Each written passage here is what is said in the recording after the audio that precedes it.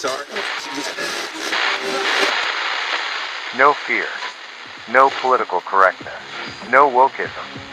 You're listening to Underground USA.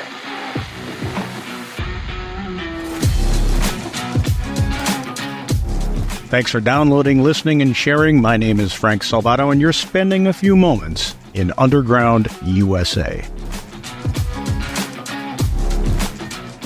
I've long said that conservatives and Republicans have missed golden opportunities to create a fissure between the progressives, who in reality are American Marxists, so that's how I'm going to refer to them from now on, and the Democrat Party, rank-and-file Democrats.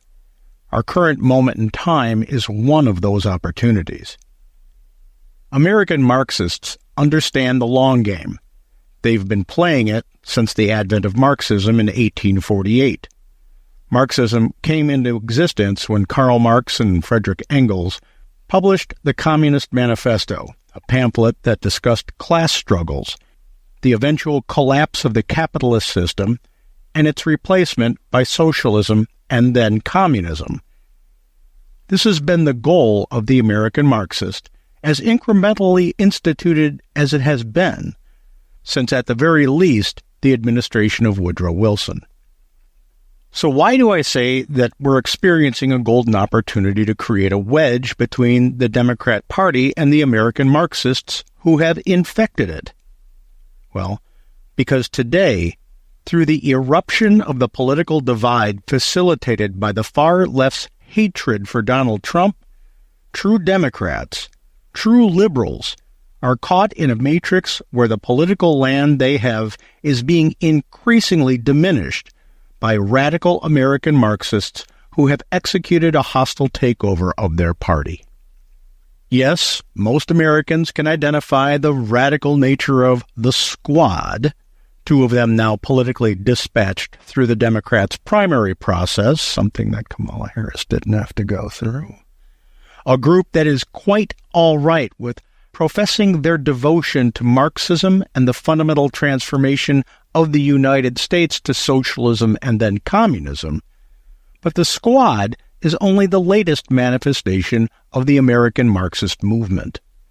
While Bernie Sanders is easily recognized as a committed socialist, and he resides under the Democrat banner, as do all the American Marxists today, he is but one of 9 incumbents who identify as socialists or socialist Democrats, and one of the 18 elected to Congress, in both the House and the Senate, since the end of World War II.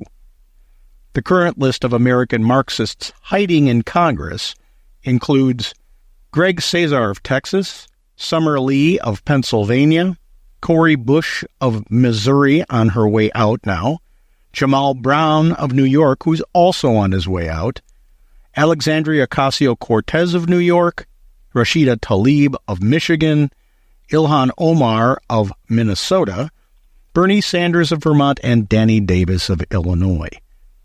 Some other notables include John Conyers of Michigan, and going back to as far as Fiorella LaGuardia of New York, who has an airport named after him there.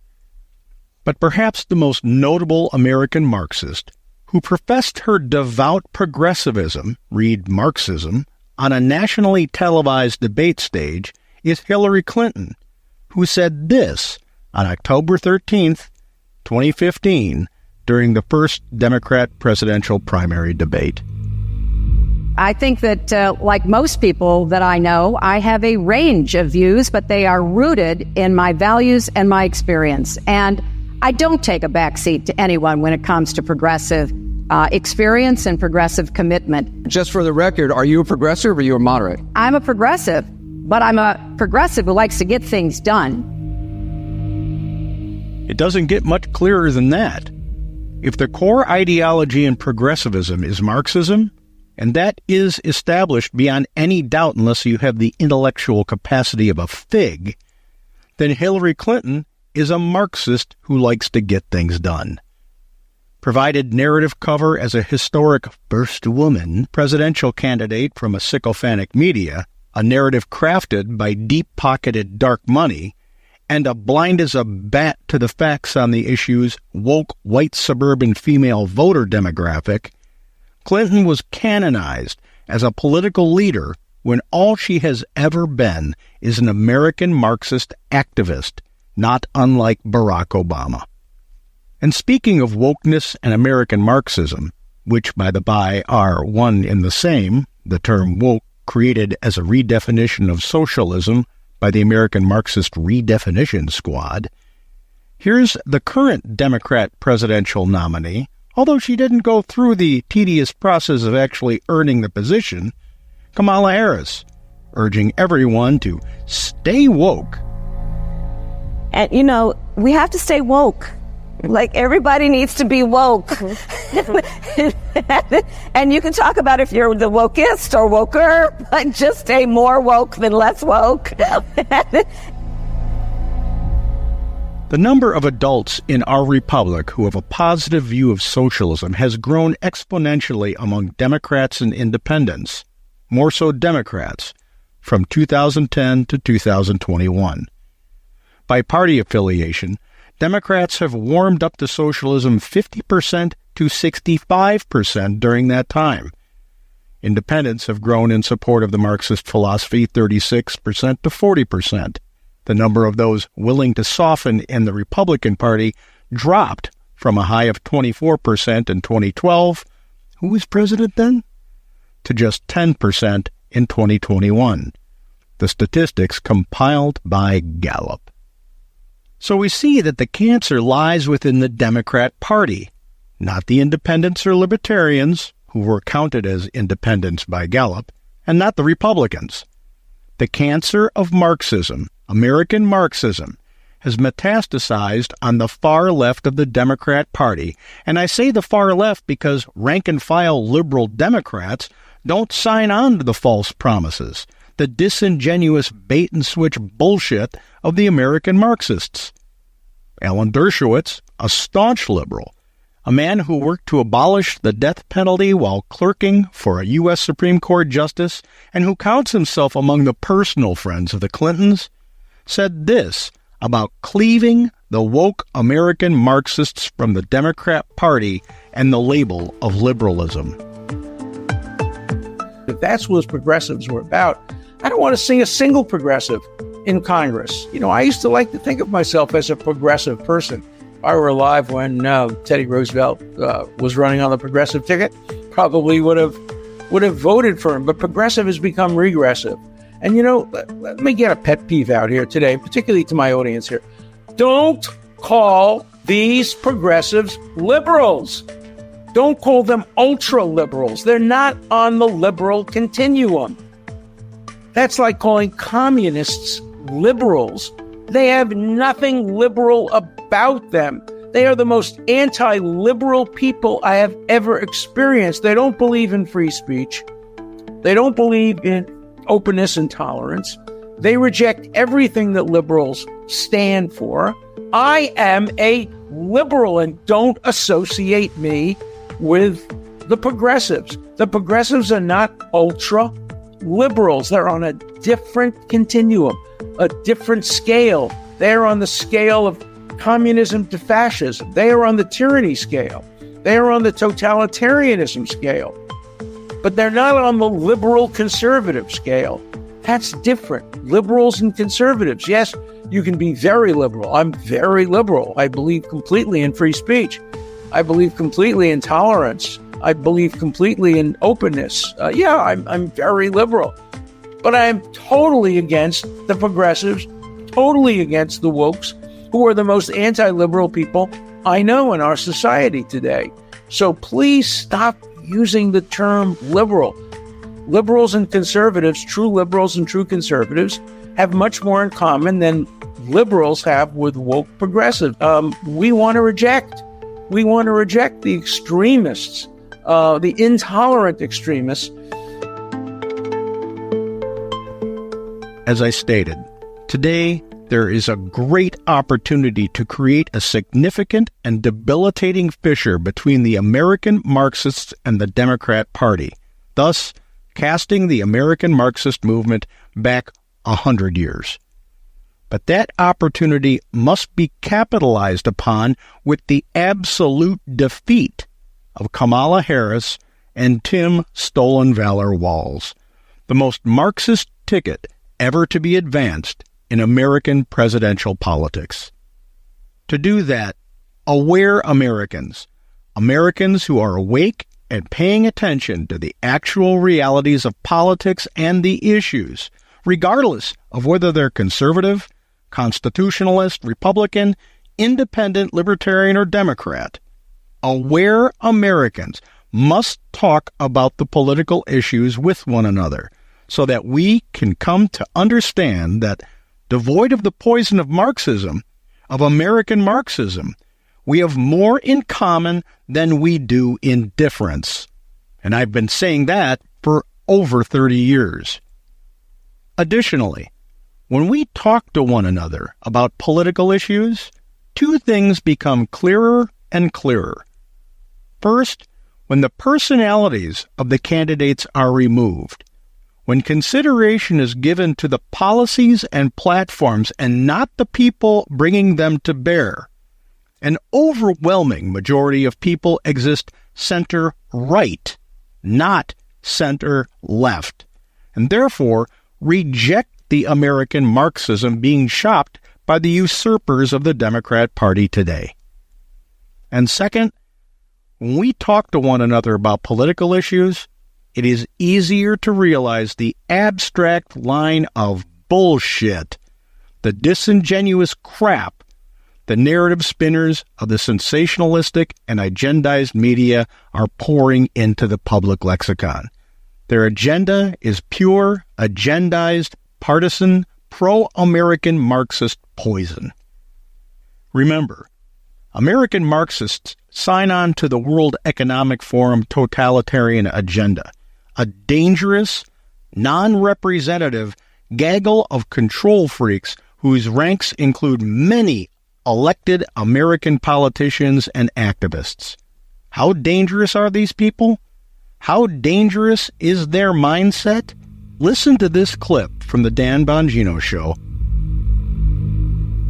If this clip doesn't scare the shit out of you, I don't know what will.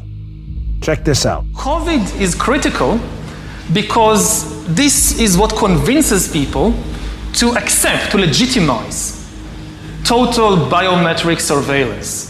If we want to stop this epidemic, we need not just to monitor people, we need to monitor what's happening under their skin, their body temperature. Like we walked in here, we had to go through a body temperature test. Now they're using it to see whether you have the coronavirus.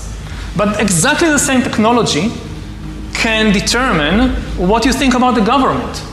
You know, anger is a biological phenomena just like disease. It's not some spiritual thing out there. It's a biological pattern in your body. With this kind of surveillance, I mean, you watch the big president, the big leader, gives a speech on television. The television could be monitoring you and knowing whether you're angry or not, just by analyzing the cues, the biological cues coming from your body. Are you angry about what you hear? Are you frightened? Are you bored? This is the kind of power that Stalin didn't have. You know, when Stalin gave a speech, everybody, of course, clapped their hand and smiled. Now, how do you know what they really think about Stalin? It's very difficult. You can't have a KGB agent following everybody all the time. Even if you do it, he's just watching your outside behavior. He doesn't really know what's happening in your mind. But in 10 years, the future Stalins of the 21st century, they could be watching the minds, the brains of all the population all the time. Folks, this guy is not kidding. So talk to your friends, families, neighbors, and acquaintances about the issues of the day. Put down your phone. Kick the addiction to retweeting and liking, and talk. Converse. Do it politely and calmly, and advance verifiable facts. And make it personal. Equate what the American Marxists want to do with how it will affect your life. with how it will affect their lives. Paint the picture using facts and truth. When we can do that effectively, fraud charlatans like Harris the Chameleon and Stolen Honor Walls can be rendered to the opportunist ash heap of history. And not soon enough. When we come back, our segment on America's Third Watch, broadcast nationally from our flagship station WGUL AM 860 and FM 93.7 in Tampa, Florida. You're listening to Underground USA. Some people won't give you the real talk on drugs, but it's time we know the facts. Fentanyl is often laced into illicit drugs and used to make fake versions of prescription pills. You can't see it, taste it, or smell it. Suppliers mix fentanyl into their products because it's potent and cheap, and the dealer might not even know. Keep yourself and others safe by knowing the real deal on fentanyl. Get the facts. Go to realdealonfentanyl.com. They're funding abortions, demanding Americans comply with their woke climate agenda. They teach people that the U.S. is a system of white supremacy while stripping away your Second Amendment rights. A California Democrat? No. It's Bank of America under CEO Brian Moynihan. There's enough people pushing political agendas in America. Your bank shouldn't be one of them. Bank of America. Their lies start with their name. News, insight, passion. AM 930, The Answer.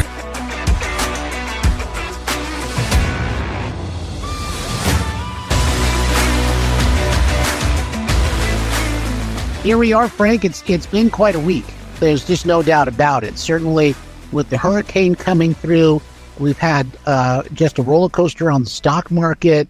And now, of course, we understand Iran was supposed to be attacking Israel, according to the other reports earlier in the week. Now it may be that they won't do that in exchange for a ceasefire in Gaza. And Tim Walz is, having a huge problem, shall we say, about his military service. Where would you like to start? Well, we can dispense with this one right away. Iran was thinking about attacking. They've been attacking. Hamas and Hezbollah are proxies for the Iranian government, and they're both funded by Iran. So Iran's thinking about not attacking? No, they have been attacking. And as that continues on both fronts, they continue to attack. So they're being very duplicitous in the way that they're speaking, but that shouldn't be surprising because Iran doesn't speak the truth. The mullahs have never spoken the truth, and that's why you can't negotiate with these barbarians. You either take it to them or you don't. And the Biden administration hasn't been taking it to them for 3+ years. So if you are a supporter of Israel and the Jewish people over in Israel, then to support Kamala Harris is to support the Iranian mullahs, Hamas, and Hezbollah. No other way to look at it. That's just a fact. Yeah, it does seem to be just that simple. They bend over backwards, Frank, to make Israel, not do anything or rein it back in, or we need to embargo weapons to Israel, stuff like that. But when it comes to Iran, all they want to do is say, don't. Hey, Iran, don't. I mean, that's not a foreign policy. Well, don't, and here's a check. Right. Now mistakes are benefiting Iran in the terms of hundreds of millions of dollars. We made a mistake about how we give this grant money out, and it went to the mullahs. I mean, it can't just be ineptness. And if it is ineptness, the last people you want in control of the process is Kamala Harris and this idiot from Minnesota.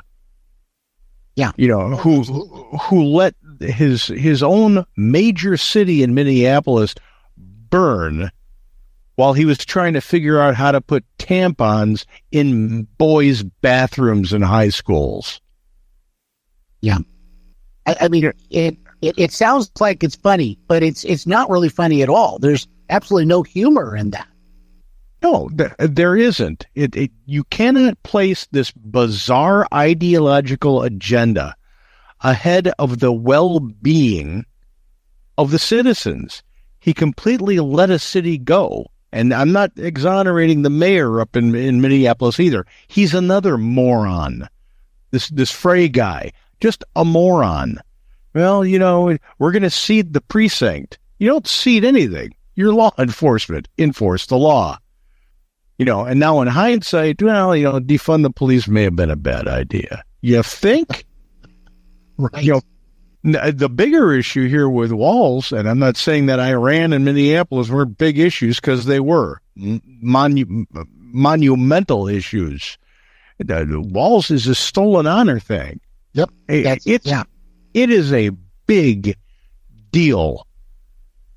And quite honestly, there are federal laws on the books about this. He should be charged. There should be a full investigation, and he should be charged. If they're willing to charge Donald Trump on the things that they have brought him to court over, then this guy should be charged, the investigation should be started, and it should be public. Now, a Republican state attorney general somewhere has got to have a pair big enough to bring this. Yeah. Well, you see, but Tim Walz, he got a lot of gain out of misleading people in terms of getting votes and so forth, among other things. And you're exactly right. I mean, this wasn't just, as Van Jones put it, just being loose with the language, just clean it up and move on. There's a lot of veterans, and we're hearing from them too, Frank, here on the program, that they're not happy with this. I mean, they served and they did their duty, and they didn't lie about it. The Pentagon should be pissed about this. The Pentagon. In any administration, this is stolen valor. The Pentagon, the JAG Corps should be up in arms about this in every branch. They should be pissed about this. Oh, yeah. And here's the possibility, right?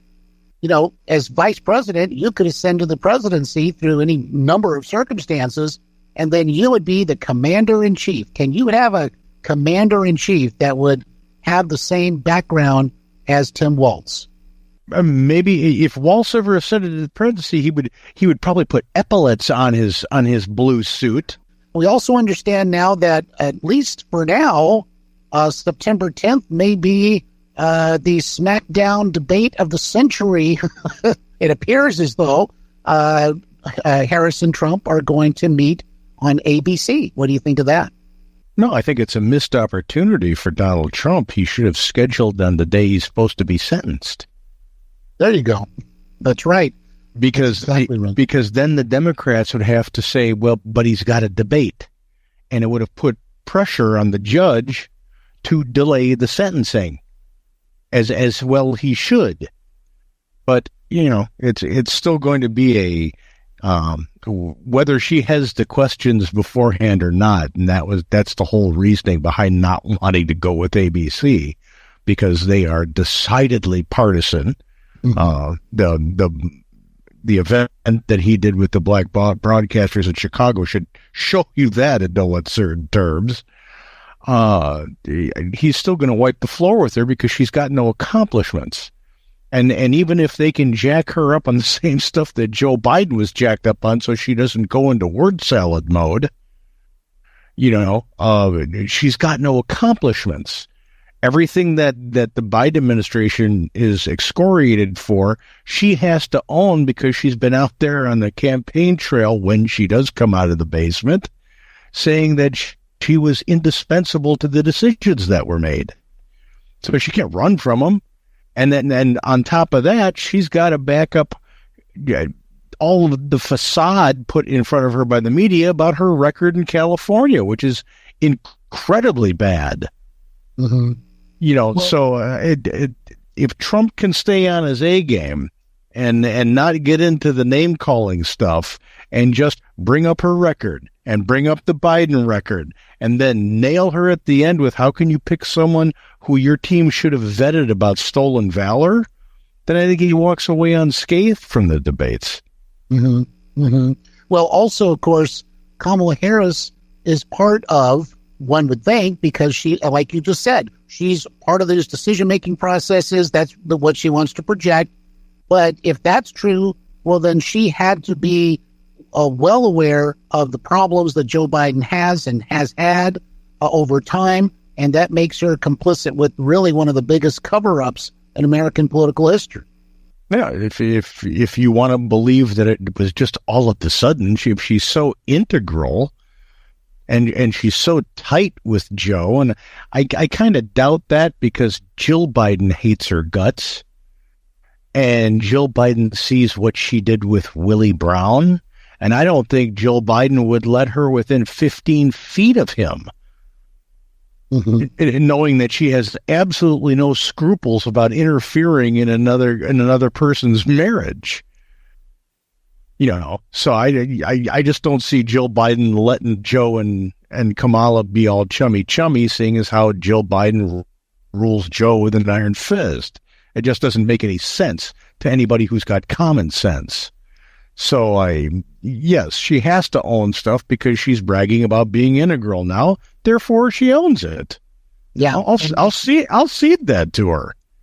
Yeah, well, and she's saying something to the effect of fixing inflation on day one, something like that. Start. Yeah, wait, and fix it now. Yeah, if you're that important to this administration, you've had 3+ years to get something going. Even if it's just meetings in the Oval Office to say, hey, let's talk about inflation, let's see the visitors log from the Oval Office. Yeah. Well, because they log every single time anybody goes into the Oval Office and what they're there for. So let's see it. If she's so concerned about inflation and she's so concerned about the economy and the dollar and the stock market and all the things she's supposed to be concerned about, where are the meetings? Mm-hmm. Very good point. And but Joe's already said he cured the economy. When he was asked about what's your legacy for Gen Z and, or the Gen Xers, what do you tell him? He says, I cure the economy. Joel, he also thinks he's at the South Pole. So I can't, I cured this. Okay, Joe, very good. Here's another ice cream cone. Go sit down. You answered all the questions. That's so well. It is exactly what the Democrat Party told him when they pushed him out of the presidency, and I applaud Donald Trump for saying it in his last press conference. They pushed him out of the presidency. It's something that he should have been able to stake claim to because he was elected, and they pushed him out of the campaign. They're his delegates. He should have been able to run. The Democrat Party didn't want it because they saw the poll numbers after the debate, and they saw that Biden couldn't win. So the charlatans of the DNC have once again stolen a candidacy away from the rightful person who should have it. They did it to Sanders. Now they did it to Biden.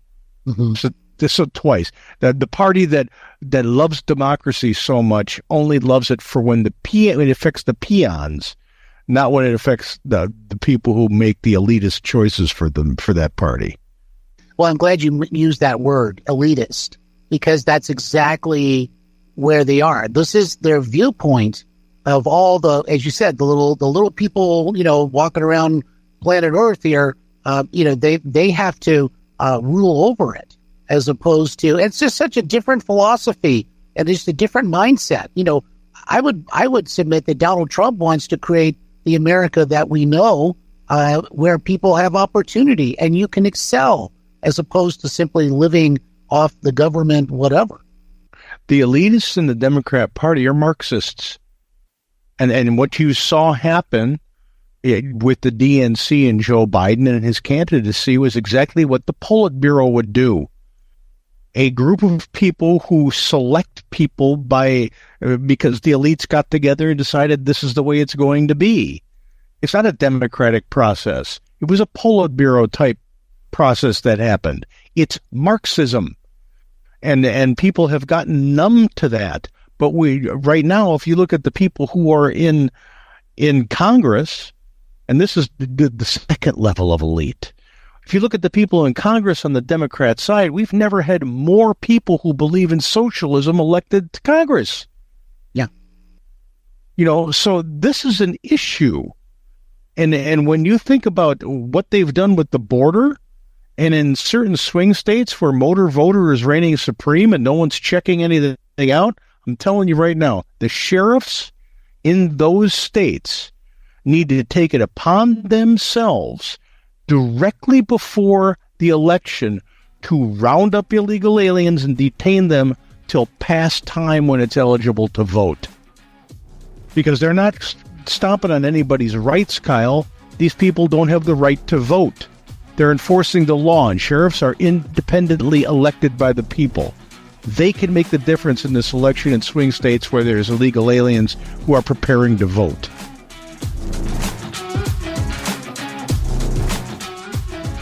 If you like the podcast, please rate it and comment if your platform lets you. Go over to undergroundusa.com and subscribe to the Substack, and pick up your copy of Nullification, available on Amazon. But more importantly, talk to your friends, family, colleagues, and acquaintances about politics and religion. Do it calmly and employ facts over emotion. You'll be surprised how much you have in common with a great many of those you talk to. It's something we can all do to preserve the Republic. My name is Frank Salvato, and you're listening to Underground USA.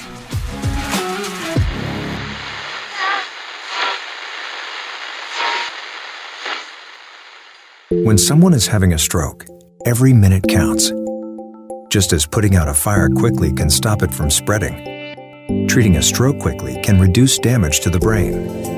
The clock begins ticking as soon as you spot the signs of a stroke, because some treatments can only be used if the patient reaches the hospital in the first 3 hours after symptoms appear. So don't wait. Call 911 right away and get the person to a hospital immediately, even if the symptoms go away.